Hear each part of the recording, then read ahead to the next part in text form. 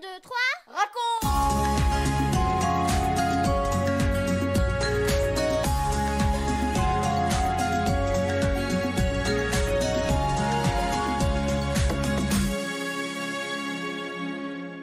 Bonjour les filles, bonjour les garçons, les parents et tous les amis.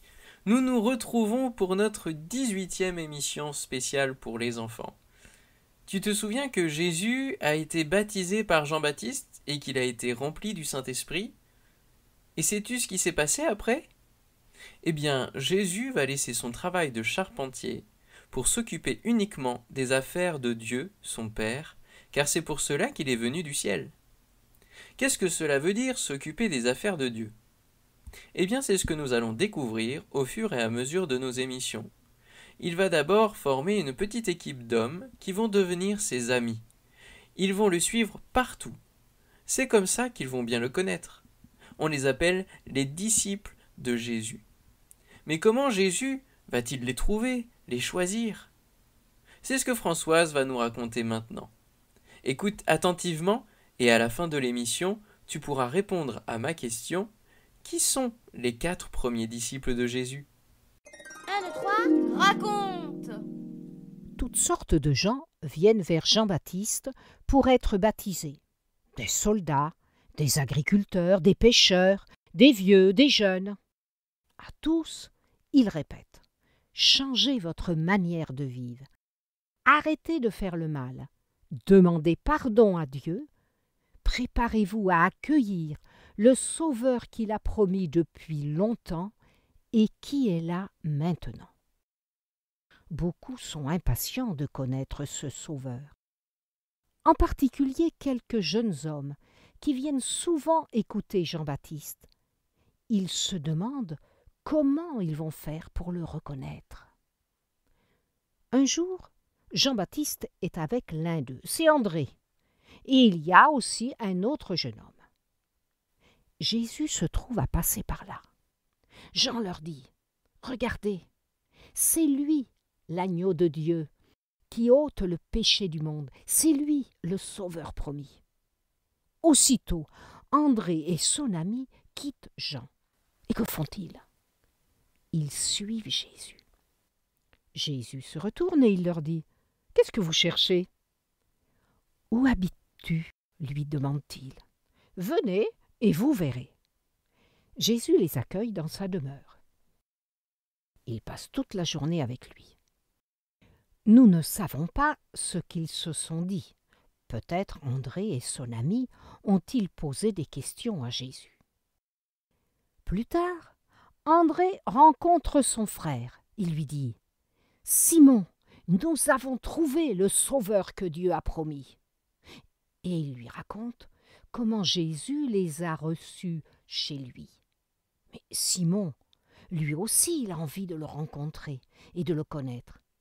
Alors André le conduit vers Jésus. Quand Jésus le voit, il lui dit « Tu es Simon, et ton père s'appelle Jonas. Tu seras appelé Céphas, ce qui veut dire Pierre. » Le lendemain, Jésus rencontre un autre jeune homme qui habite la même ville que Pierre et André. Il lui dit « Philippe, suis-moi. » Philippe n'hésite pas. Il le suit. Plus tard, Philippe rencontre Nathanaël et il lui dit « Nathanaël, nous avons trouvé le Sauveur promis. C'est Jésus, le fils de Joseph le charpentier, Jésus de Nazareth. » Nathanaël est plutôt surpris. « Tu crois vraiment qu'il peut venir quelque chose de bon de Nazareth ?»« Mais viens et vois, lui répond Philippe. Aussitôt dit, aussitôt fait, les voilà partis tous les deux. Quand Jésus voit Nathanaël, il lui dit « Voici un homme qui est vraiment un homme droit. Il n'y a pas de fraude en lui. » « Mais comment me connais-tu » demande Nathanaël, qui n'a jamais vu Jésus auparavant. « Avant que Philippe t'appelle, lui répond Jésus, quand tu étais sous l'arbre, sous le figuier, je t'ai vu. » « Mais alors, Tu es le Fils de Dieu, dit Nathanaël. Tu es le Sauveur que nous attendons. Parce que je t'ai dit que je t'ai vu sous le figuier, reprend Jésus, tu crois en moi?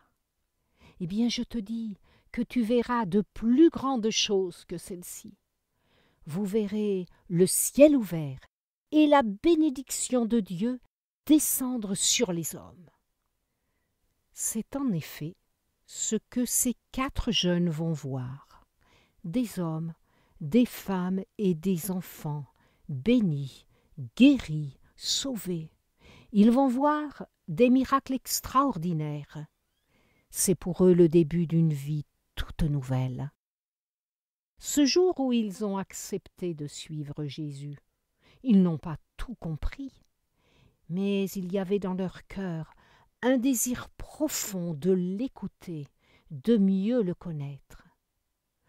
André, Pierre, Philippe et Nathanaël, ce sont les premiers disciples de Jésus, et nous les retrouverons souvent dans nos prochaines histoires. À bientôt!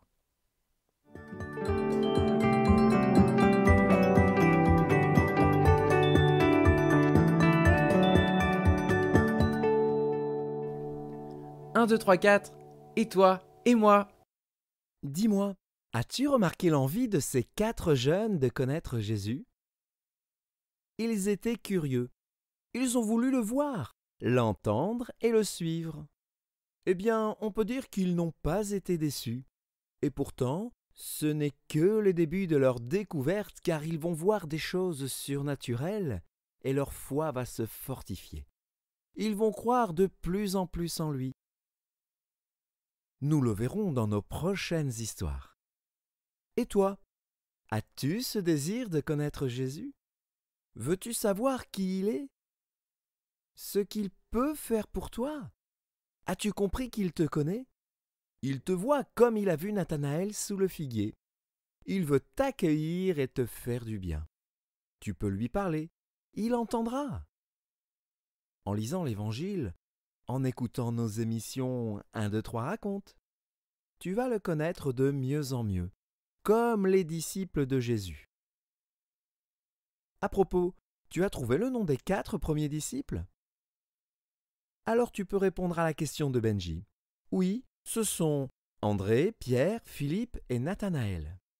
À très bientôt pour nos prochaines émissions. Nous retrouverons Jésus et ses disciples.